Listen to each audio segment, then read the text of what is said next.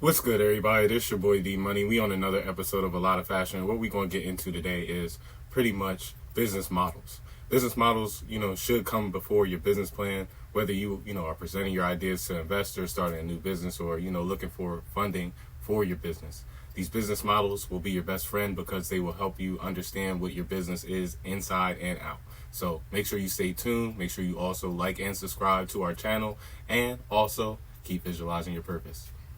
What's good, everybody? This your boy D Money. Just to let y'all know about our new tracksuit, sweatsuit sale. 25% off on everything available in our shop right now. So make sure that you go ahead, hit that, website in the bio.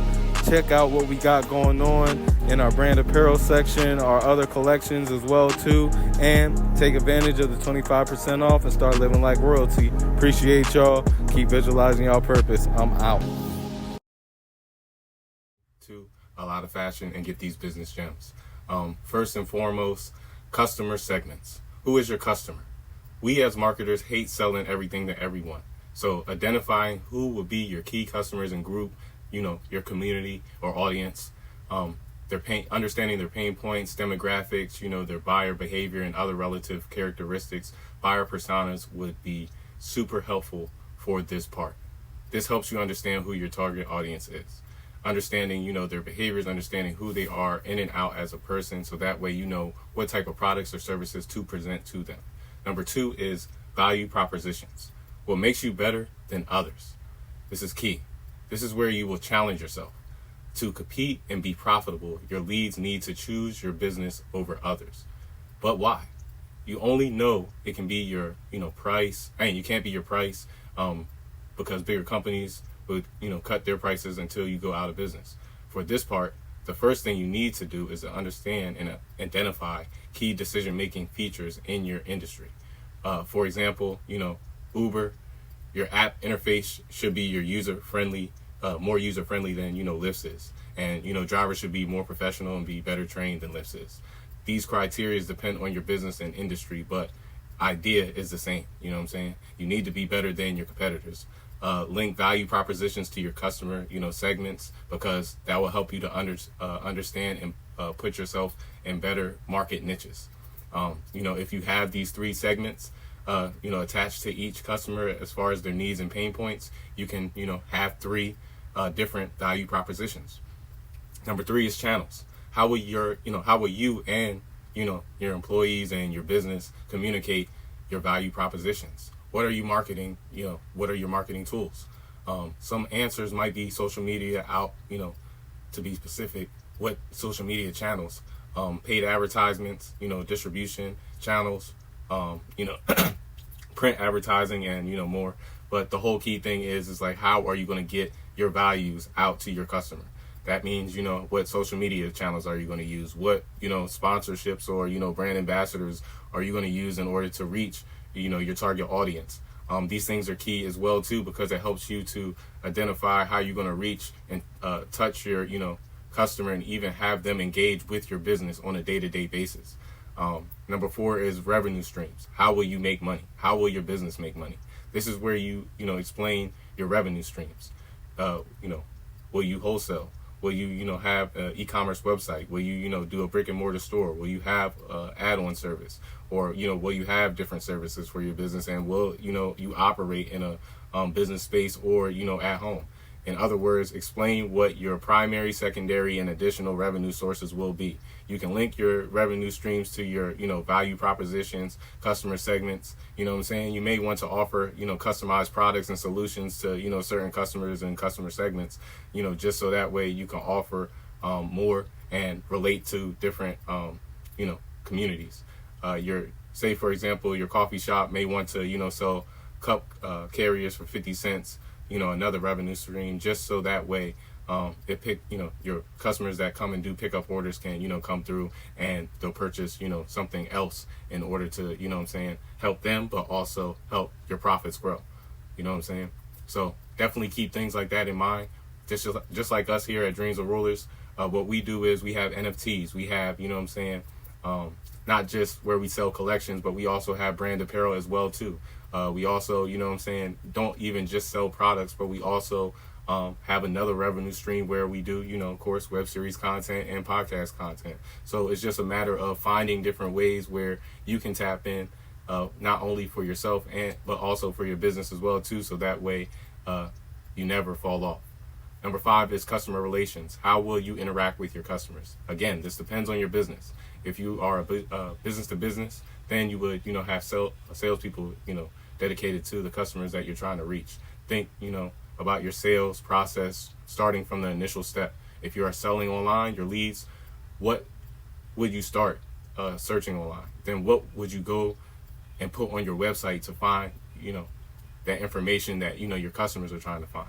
What would there be, a chat option? What type of chat option would you have? Would you use AI for the chat option? Would you have customer service reps for the chat option? You know what I'm saying? Do you want them to, call or submit a contact form? You know what I'm saying? After the first contact, who will follow up with them? You know what I'm saying?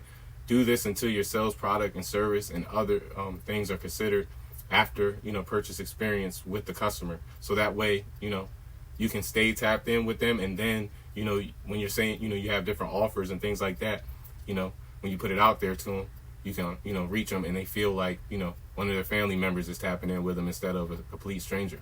You know what I'm saying? Will you add, clients to a newsletter? Will you even contact them with any issue as far as services or products? Number 6, key activities. What are the activities that would enable you to deliver your value proposition? Let's go back to your value proposition, okay? And think about, or say, for example, you're a coffee shop. You identified, a few criteria: freshness, speed, and quality, that you think, you can do a better job than your competitors. Well, that's easier said than done. How? This again is where you challenge yourself. For speed, you can say, my competitors have 3 employees, I have 1 more or even 2 more than my competitors.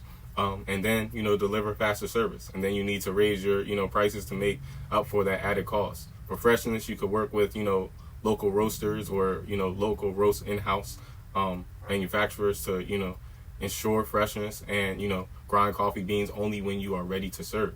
So, you know what I'm saying? You just got to take these small little details and add it to the industry that you're in and implement it in your day-to-day routine, habits, and tasks for not only yourself, but your employees. So that way they have something to fall back on as far as keeping things in a disciplined and a consistent manner. Number 7 is key resources. Who or what are your key resources? This is very important because, say, for example, me, I don't have that many resources just because of,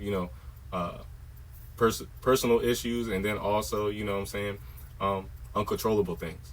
But at the same time, if you have you have your personal agenda in order, and you don't have certain things conflicting you as far as like credit, finances, things like that, then you can actually tap in and use certain things like capital from grants and loans for your business, and even get a credit line that is substantial, that you can use in order to fund major projects.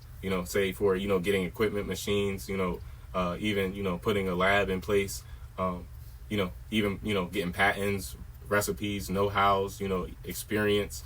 These key resources are pivotal. Just to even say, for example, you have mentors and advisors that you can tap in with that can help you get these resources. It's very important because at the end of the day, say for example, for me, the first 4 to, I guess you could say, even 5 years, my business was really struggling, and still kind of is, but we're starting to grow. But at the same time, that's going to happen for a lot of businesses and has happened for, forever. So you're probably going to experience the same thing too. So you want to be more prepared so that way you can withstand the storms that your business is going to have, because you're not going to want to take money from your business once you first get started. You want to keep reinvesting that money into the business and saving as much as you can, so that way you can, do bigger and better projects in order to bring in more money. Number 8, key partners. You can't be on your own forever. Even if you do have a one-person type business, you're going to need advisors, mentors, support organizations, a chamber of commerce, a lawyer, an accountant. You're even going to have solid employees in each sector and level of your business in order to, make sure that, things are working and, people are, things are coordinated for your success. Number 9 is cost structure. And this is the final one. These are, your major revenue eating activities. What are your major, costs, capital expenditures and, cost of goods sold, are you, utilizing economies of scale? Is your business capital or, labor intensified? What are your, fixed costs and viable costs? This part should be a snapshot of what your cost structure should be. Because see, the thing is that there's so many things that are going to go on with your business. You're going to have to, say, for example, with fashion, you're going to have to, develop the product. You're also going to have to promote the product. And then also you're going to have to either deliver the product or have a space where people can pick up the product. So you're already going to be spending a lot of money no matter what anybody tells you about, starting a fashion brand with no money. It's not impossible because you're going to have to first provide, the clothes, get, a business license. Then on top of that, even if you do pre-orders and you get money, in, you're still going to have to use that money to, ship out.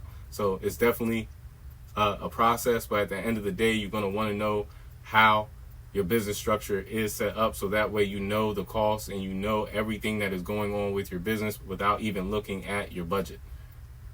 This is important and this is going to be pivotal to your success because when you have money in your pocket, you're able to do things on a consistent basis. This is something that I learned. Doesn't matter how much money you have. You can have $400 each week in your pocket or, maybe even $150 in your pocket each week. But at the end of the day, as long as you have that in your pocket for your business, you'll be able to do great things. So keep visualizing your purpose, put a solid plan together, do the research, strategize, and execute, and your visions and goals will come to you. Keep visualizing. I'm out.